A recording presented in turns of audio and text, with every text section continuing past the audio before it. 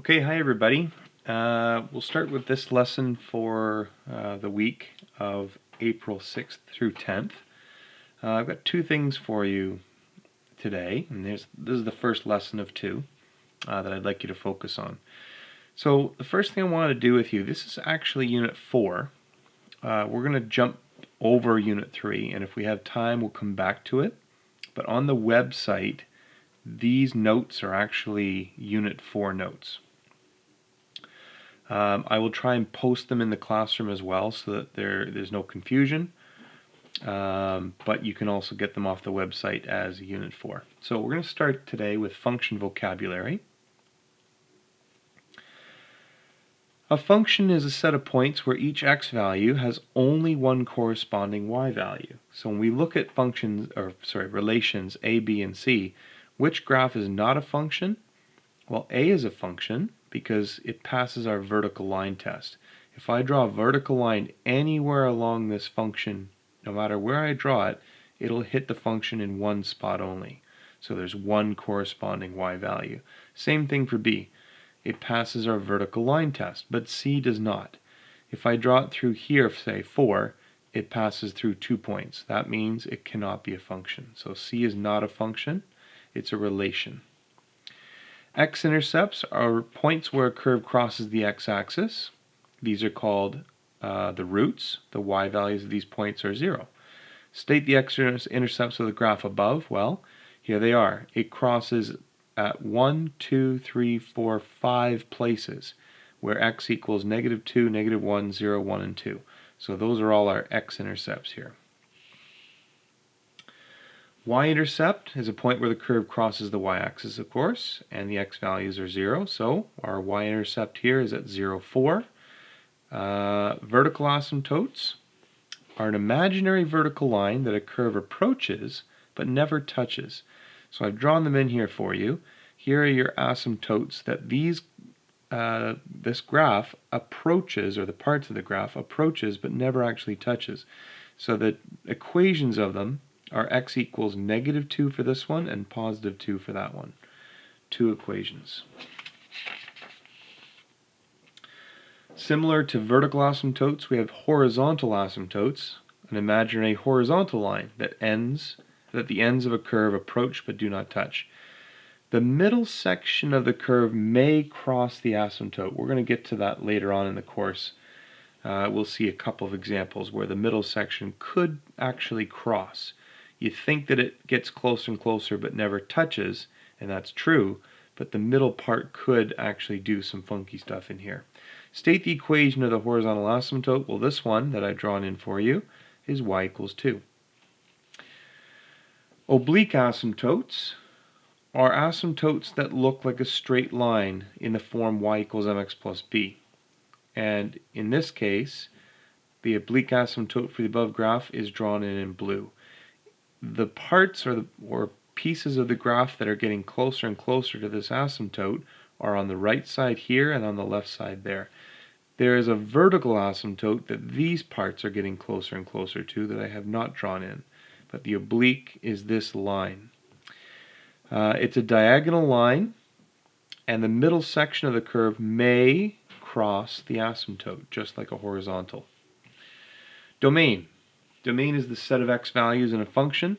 Here we have a function, and it looks like if these arrows are heading down and down and down forever and out and out and out forever, then eventually this graph would hit -infinity, and vice versa on the right side, it would hit +infinity if it keeps going down, down, down, and out, out, out to the right.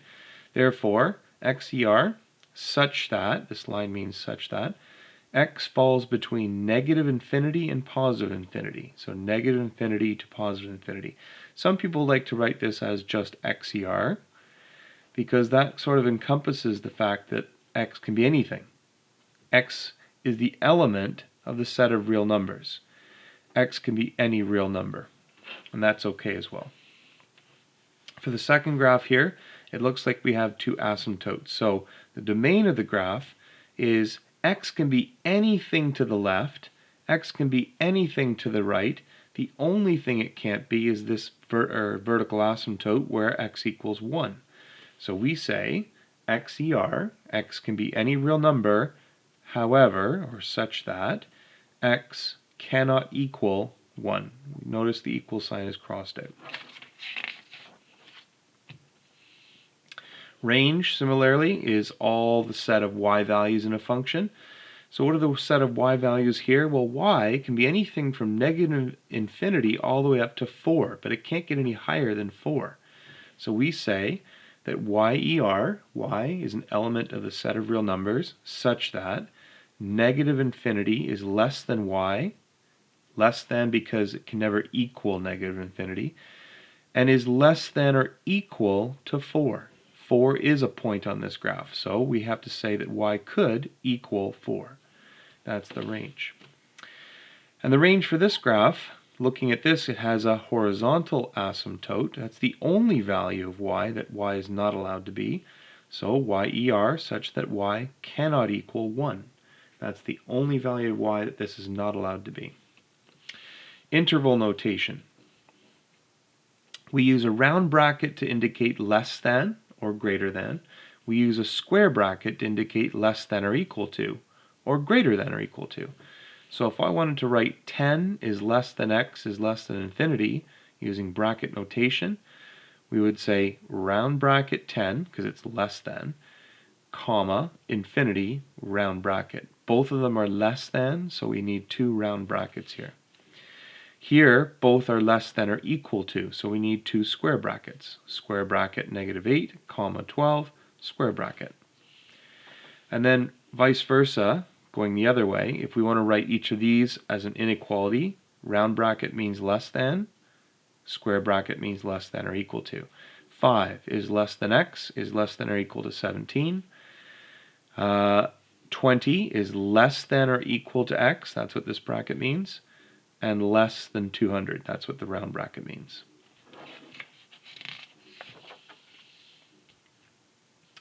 Increasing, decreasing. Increasing is any time the graph is moving up, going from left to right. The graph is moving down, is decreasing. That's moving from left to right as well. So you'll notice that these sections are decreasing. The y values are getting smaller. Here the y values are getting bigger. Even though the y values are getting bigger and bigger at a smaller rate, they're still getting bigger. They're increasing. State the intervals where the above graph is increasing. So I saw that between negative infinity and negative 5, that's this section here, all the way up to negative 5, it is increasing.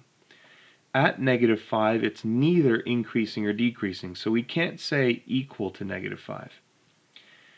Where else is this increasing? Well, from negative 1 all the way up to infinity. So it's increasing this way. Sorry, that should say positive 1 up to infinity, not negative 1. So positive 1 right here, increasing up to infinity. Otherwise, it would be decreasing. Critical points. The maximum and minimum points when where the curve changes direction. Here it says how many critical points do you see in the above graph? There are 4 of them. List them. Here's one here, one here, one here, and one here. It's where the graph changes direction. Stops going up, starts going down. Stops going down, starts going up, etc. Concavity describes the shape of a curve. So concave up looks like a happy face smile. Concave down looks like a frown. So what intervals where the graph above is concave up? It's concave up between negative infinity all the way up to negative 2. So that's the first interval. And it's also concave up from 2 all the way up to positive infinity. That's concave up because it's heading up. Looks like a smiley face. Finally, inflection points, a point where the shape of the curve changes from concave up to concave down. Here there are 2 inflection points technically. There's one right here because we're changing from up to down, down to up. And there's another one right here because right now we're concave down. But as soon as we pass that critical point, that inflection point, it starts heading back up again. That's concave up. Concave down to here, concave up past that point. 2 inflection points total. Line symmetry. when there is a vertical line and axis of symmetry that cuts the curve into two symmetrical pieces, we have line symmetry. Here's the line that cuts this graph in half exactly symmetrically. Point symmetry is when there's a point, or a point of rotation, where you can take this graph and turn it 180 degrees and have it look the exact same. So if I took this graph, picked it up off the graph, turned it 180 degrees and set it back down again around this point, we would have point rotation or point symmetry.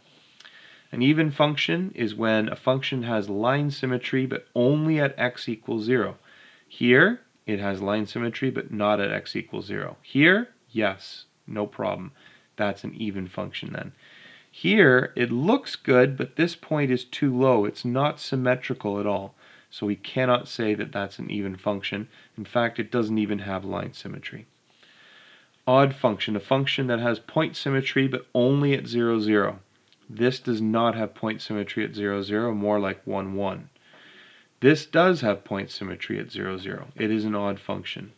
This has point symmetry at 0, 0. It is an odd function. If I took this function and rotated it 180 degrees, this graph would map onto that graph, etc. Both of these are odd functions. End behavior. As x approaches negative infinity, heading to the left this way, y approaches, that's what the arrow means, y approaches negative infinity. It's heading straight down to negative infinity. It's going to get smaller and smaller and smaller. As x approaches positive infinity, that's heading to the right in this direction.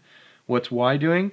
Well, y is again approaching negative infinity. It's heading down and down and down. Both arrows are heading down towards negative infinity. So that's where y is heading. That's the end behavior for this graph. For this graph, we have two asymptotes, so we have to be careful of those. We'll start with the left behavior here. As x approaches negative infinity, y is approaching its horizontal asymptote at 1. As x approaches infinity, y approaches 1.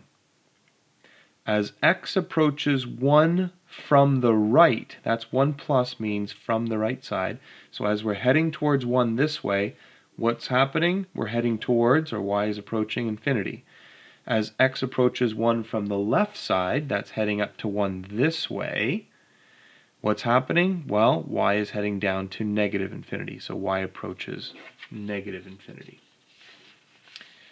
And I'll stop the video there, and we'll start with the next topic.